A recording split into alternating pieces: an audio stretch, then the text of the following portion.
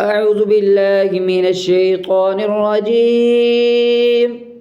اللهم صل على محمد وعلى آل محمد كما صليت على إبراهيم وعلى آل إبراهيم إنك حميد مجيد. اللهم بارك على محمد وعلى آل محمد كما باركت على إبراهيم وعلى آل إبراهيم إنك حميد مجيد. بسم الله الرحمن الرحيم.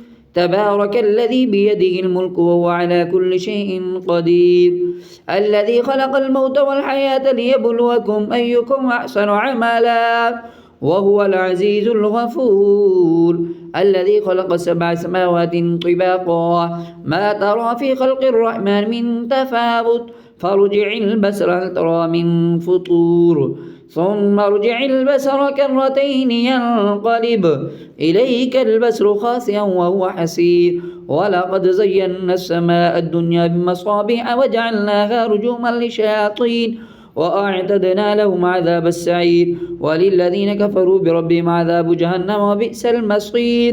إذا ألقوا فيها سمعوا لها شهيقا وهي تفور تكاد تميز من الغيظ، كلما ألقي فيها فوج سألهم خزنتها ألم يأتكم نذير، قالوا بلى قد جاءنا نذير فكذبنا وقلنا ما نزل الله من شيء إن أنتم إلا في ضلال كبير، وقالوا لو كنا نسمع ونعقل ما كنا في أصحاب السعير فاعترفوا بذنبهم فسحقا لأصحاب السعير.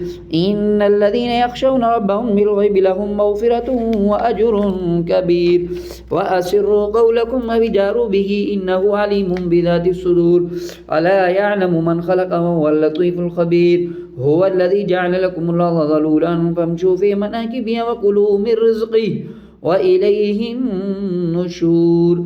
أأمنتم من في السماء أن يخسف بكم الأرض فإذا هي تمور أم أمنتم من في السماء أن يرسل عليكم حاسبا فستعلمون كيف نذير. ولقد كذب الذين من قبلهم فكيف كان نكير.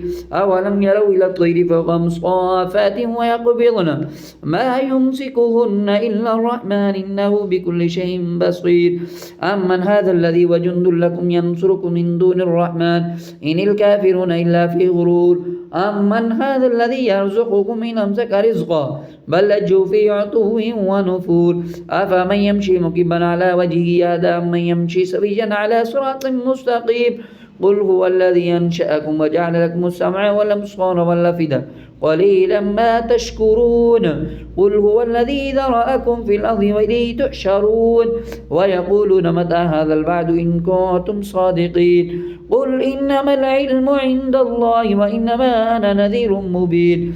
فلما رأوا زلفة سيئت وجوه الذين كفروا وقيل هذا الذي كنتم به تدعون. قل أرأيتم إن أهلكني الله ومن معي أو رحمنا فمن يجير الكافرين من عذاب أليم. قل هو الرحمن آمنا به وعليه توكلنا فستعلمون من هو في ضلال مبين. قل أرأيتم إن أصبح ماؤكم غورا فمن يأتيكم بماء معين. صدق الله العظيم.